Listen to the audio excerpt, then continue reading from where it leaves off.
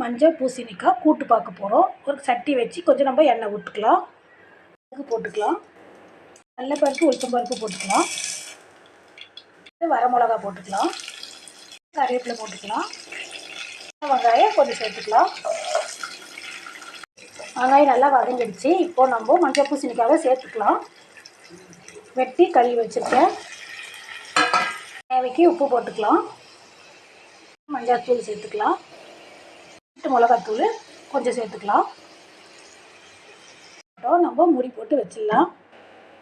Open பண்ணி பார்க்கலாம். நல்லா வெந்துருச்சு. இப்போது தேங்காய் துருவி வச்சுருக்கோம், அது இதில் கூட சேர்த்துக்கலாம். கொஞ்சம் கொத்தமல்லி போட்டுக்கலாம். பூசணிக்காய் கூட்டு ரெடி.